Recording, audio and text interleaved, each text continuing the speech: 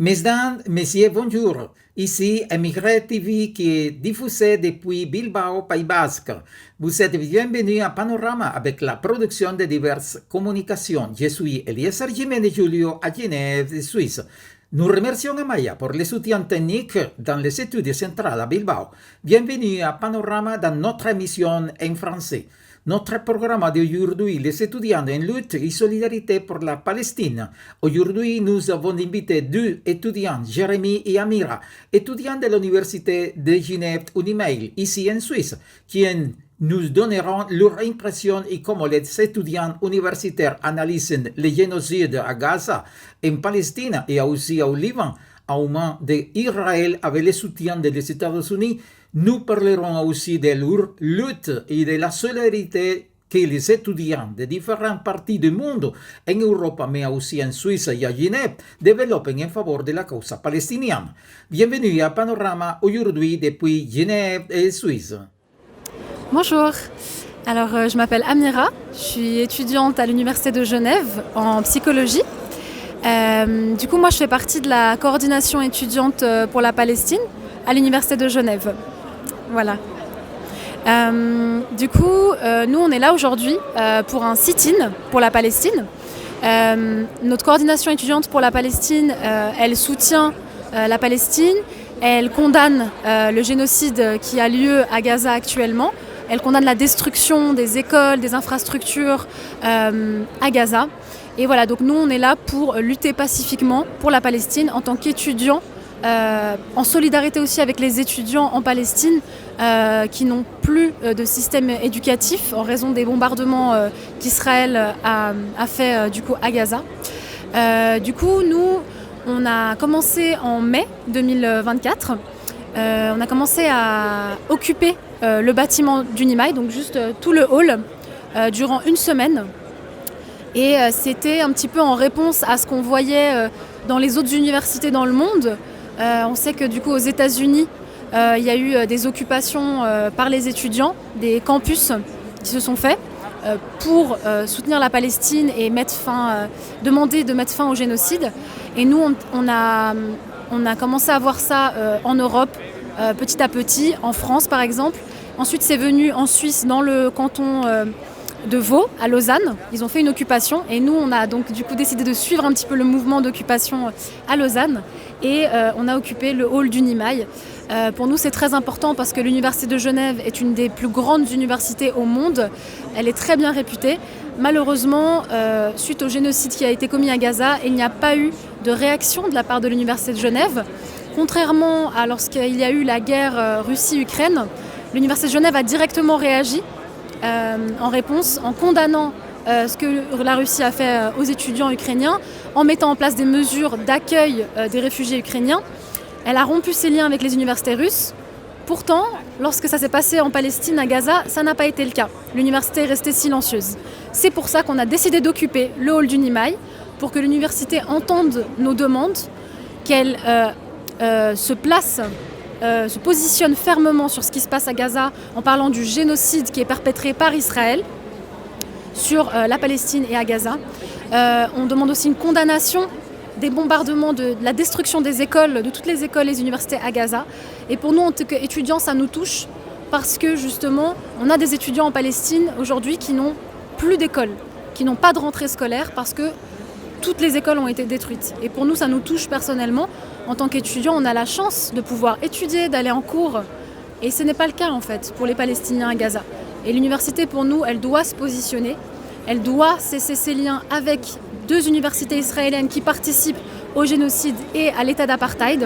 Et c'est pour ça qu'on est là aujourd'hui. C'est pour le boycott académique. Donc nous, on va continuer nos actions jusqu'à ce que l'Université de Genève, elle cesse ses liens avec les universités israéliennes, qu'elle se positionne pour le droit humain, qu'elle aime tant prôner, les droits humains. Et voilà, du coup, nous, on va continuer les actions, les manifestations. On invite les gens à nous rejoindre, à dire des slogans, à signer la pétition et toujours visibiliser la cause palestinienne parce qu'à l'heure où on parle, le génocide est toujours en cours et il faut continuer à se battre pour la Palestine. Par rapport à les femmes palestiniennes, qu'est-ce que vous pensez? Alors, dans les victimes palestiniennes, on a une grande partie, une majorité qui sont des femmes et des enfants qui sont tués en Palestine à Gaza. Et pourtant, les gens ne parlent pas de féminicide, les gens ne parlent pas des droits des femmes qui sont bafoués en Palestine à Gaza à cause d'Israël. Et ça, c'est assez terrible pour nous en fait. C'est qu'on a l'impression de ce double poids, double mesure un petit peu, de les femmes en Palestine ne sont pas des femmes, alors que c'est le cas. Et pour nous, il faut absolument qu'on condamne ces féminicides, parce que oui, la population palestinienne est tuée, mais il y a aussi un focus sur les femmes palestiniennes et les enfants à Gaza. Et c'est pas normal. Et moi, en tant que femme, ça me touche énormément. Parce que c'est... Je vais pleurer, mais... Le message final que vous adressez au peuple palestinien et les étudiants en Europe, c'est quel? Pour les étudiants, mobilisez-vous. On a la chance d'avoir la liberté d'expression. On a la chance d'avoir la liberté ici de parler, de s'exprimer. Il faut qu'on utilise cette liberté pour justement libérer la Palestine. Parce que la Palestine, aujourd'hui, ils n'ont pas de liberté. Ils se font tuer, ils n'ont pas leur mot à dire, en fait. Nous, on est là pour représenter leur voix, en fait. Parce qu'eux ne peuvent pas les représenter. Parce qu'ils sont sous les bombes. Alors, s'il vous plaît, mobilisez-vous. En tant qu'étudiants, on est la nouvelle génération. Il faut absolument qu'on arrive à un changement. Il faut qu'on se batte pour la Palestine. Bonjour, je me présente, Jérémy, étudiant en mathématiques à l'Université de Genève et membre du Parti communiste révolutionnaire. Donc aujourd'hui, je vais vous parler des luttes en Europe pour la Palestine et de ce qu'on peut faire en fait pour stopper ce génocide qui est en cours commis par Israël. Donc on peut voir déjà un truc évident, c'est que sans le soutien des pays occidentaux, Israël ne pourrait pas continuer sa guerre génocidaire. C'est grâce aux livraisons d'armes, premièrement des États-Unis, mais également de l'Allemagne, que Israël est capable de mener une telle politique et de bombarder non seulement Gaza, mais également le Liban, la Syrie et même l'Iran. Et ce qu'on voit en fait, c'est que oui, d'un côté, notre classe dominante, elle a intérêt à soutenir Israël parce que c'est son meilleur allié au Moyen-Orient et que c'est un poste pour elle pour garder son influence là-bas, mais qu'au contraire, la population des pays occidentaux, ça vaut pour les États-Unis, mais ça vaut aussi pour l'Europe et même la Suisse, elle n'a pas intérêt à ce qu'il y ait des milliards qui soient dépensés pour acheter de l'armement plutôt que pour payer des soins de santé ou améliorer le niveau de vie des gens ici. Et même la Suisse, soi-disant neutre, fait partie du problème. On peut voir que pour se rapprocher de l'OTAN, la Suisse a augmenté ses dépenses militaires annuelles ou en tout cas prévoit de le faire, de 3,9 milliards, et dans le même temps a des plans d'austérité de prévus à hauteur de 4,2 milliards. Donc ils nous prennent dans les transports, dans les crèches, dans l'éducation, pour mettre plus d'argent pour l'armée, afin de se rapprocher de cette même alliance militaire, l'OTAN, qui a les États-Unis, l'Allemagne, en gros ceux qui arment Israël dedans. Et donc je pense qu'avec ce genre de truc, c'est assez facile d'expliquer pourquoi en Suisse aussi on a un rôle à jouer contre le génocide, pas non seulement en tant qu'étudiant mais en tant que classe ouvrière qui se fait exploiter et dont la même classe dominante qui nous exploite est alliée avec Israël et soutient le génocide. Voilà. Par rapport à l'Université de Genève et les étudiants et même avec les accords de l'université israélienne, qu'est-ce que vous pensez?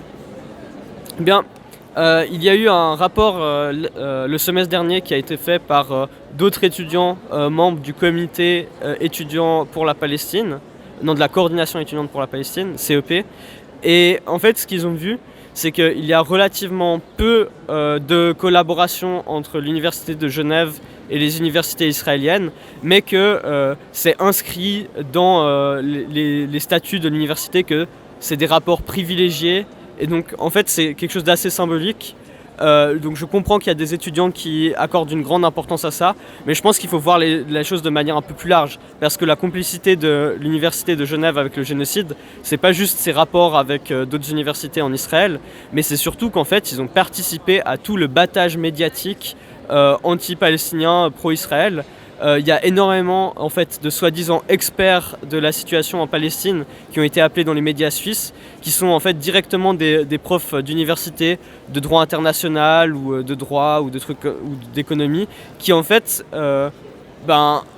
ont largué des discours pro-Israël, ou en tout cas qui relativisent, qui essayent de dire « Ah, c'est une situation compliquée, c'est pas l'affaire de vous de dire si c'est bien ou c'est mal, c'est comme ça ».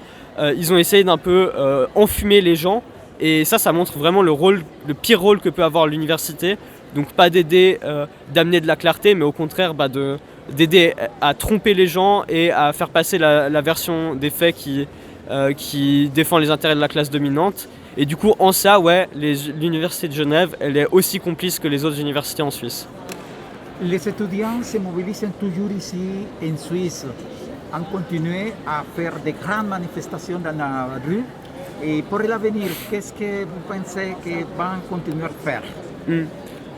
Je pense qu'au stade actuel, il y a un peu un essoufflement du mouvement, mais c'est inévitable en fait, vu à quel point ce système il crée que plus de guerres, vu à quel point Israël peut et continue sa guerre génocidaire, qu'ils finissent par reprendre. Là, les étudiants ils sont un peu épuisés après une année de mobilisation, de manifestation dans tous les sens. Il y a un peu un sentiment de pessimisme et de scepticisme sur la possibilité de lutter, mais ça ne sera que temporaire, parce qu'aucun problème ne va être résolu tant qu'on n'aura pas, tant qu'on aura ces gouvernements capitalistes, tant qu'on aura cette classe dominante au pouvoir qui soutient des guerres. Il y aura des raisons de se mobiliser et tôt ou tard les étudiants le feront de nouveau. Et moi c'est comme ça que je vois les choses. Peut-être que dans les prochains mois il y aura une accalmie, mais ça reprendra tôt ou tard inévitablement. Finalement, un message pour les étudiants, pour le peuple palestinien. Deuxième chose, un message pour les étudiants de l'Europe et un troisième message pour les étudiants à Genève et en Suisse. Alors, un message pour le peuple palestinien. Ce que je dis, c'est les travailleurs de tous les pays du monde ont les mêmes ennemis que vous. On mettra toutes nos forces pour renverser notre classe dominante qui est responsable des atrocités qui arrivent aujourd'hui au peuple palestinien. Toute votre lutte pour votre défense est légitime, y compris la lutte armée. Et nous ferons en sorte d'empêcher notre classe dominante de continuer comme ça indéfiniment. Voilà, c'est ce que je dirais pour les Palestiniens. Et ce que je dirais pour les étudiants en Europe et en Suisse, je dirais la même chose. C'est nous ne sommes pas impuissants. Il y a juste une toute petite minorité de parasites ultra riches qui a intérêt à ce qui se passe, qui soutient ce génocide, qui soutient la politique impérialiste. C'est eux qui y gagnent, mais vous n'avez rien à voir avec ça. Et vous avez totalement intérêt à lutter pour renverser cette classe dominante. Et donc préparer la révolution. Ce sera demain, ce sera après-demain, je ne sais pas. Mais en tout cas, je sais que ça ne va pas pouvoir continuer comme ça indéfiniment. Et donc, ce que je dirais à tous les étudiants d'Europe et de Suisse aujourd'hui, c'est de s'y préparer, s'intéresser aux idées communistes, construire des partis révolutionnaires. Et voilà, ça va être une lutte de longue haleine, mais on les aura, ils ne pourront pas continuer comme ça indéfiniment. On est plus nombreux, on est plus forts, on n'est juste pas assez organisés, mais ça, on peut changer. Merci.